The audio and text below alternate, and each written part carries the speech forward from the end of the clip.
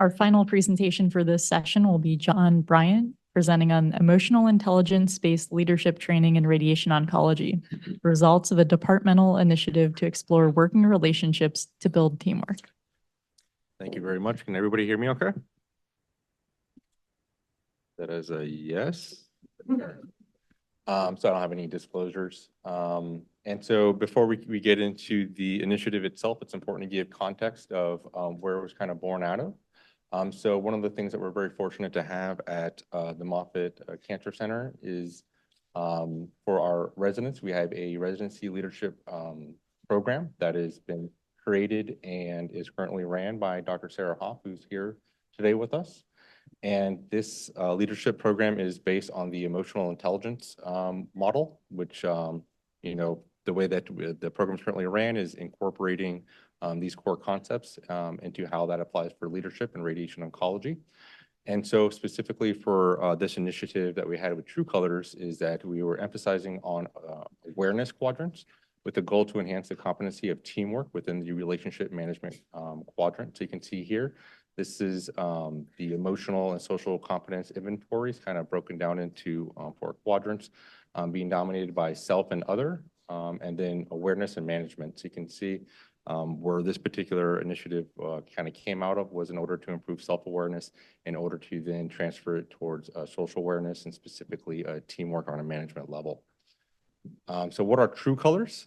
This is a general template that's kind of a derivative of the Myers-Briggs test. And then basically what it helps us to kind of determine are the natural ways in which we prefer to do things and to interact with others. It's not hierarchical, right? It's basically just to help give greater insight and self-awareness into each person's preferred method of, you know, sort of interacting with others.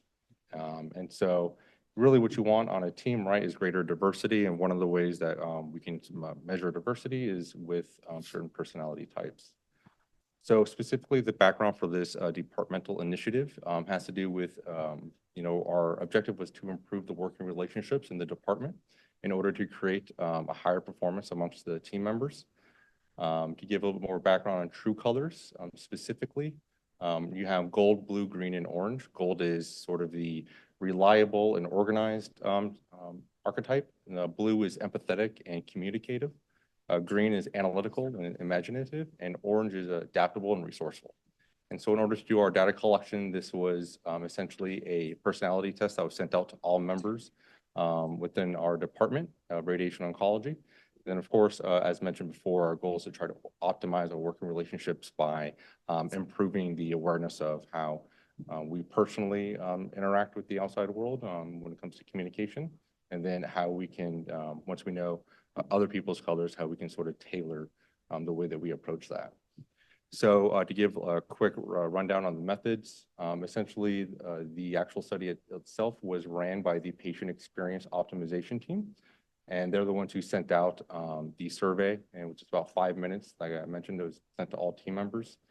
And one of the strategies that we use from the leadership side for the residents is to actually give brief presentations at all of the team meetings, all the sub-team meetings. We had a targeted approach for the professional subgroups. During this time, we explained the study's purpose to that team, and we really tried to encourage active participation. So some of the results, the study survey period itself ran from April 20th to July 27th. We had 152 responses. And then ultimately, after everybody received their own personal personality type, without giving away any identifying information, we then were able to present the data as far as the group responses at a town hall meeting, and then also use that opportunity to really give a more in detail presentation about how each color can optimize their communication with each other color type. So you can see here, essentially without reading directly off of the slides, that there was a pretty strong predominance towards the gold as being a primary color, especially for certain roles that are more patient-facing, whereas the other roles that are, you know, more in the back of the house that are, you know, coming up with a lot of ideas and such, tend to be more dominated by green.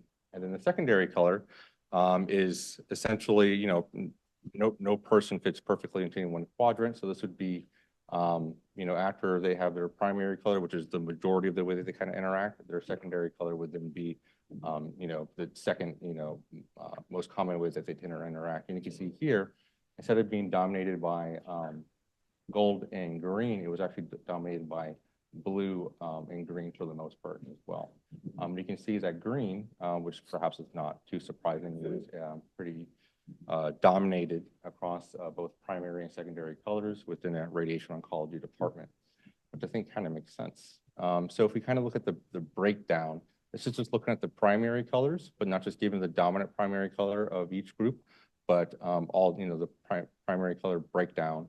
And so what you'll find here, that's pretty interesting, I believe, is that you can see here that even when we saw that green kind of dominate a lot of the secondary colors, even for a lot of the different roles where green wasn't the predominant primary color, it was still substantially a part of many people or a significant portion of each group's primary colors. And additionally, you can also see here, there's also a pretty strong representation of gold. What's also noticeable is that there tends to be orange is relatively underrepresented here.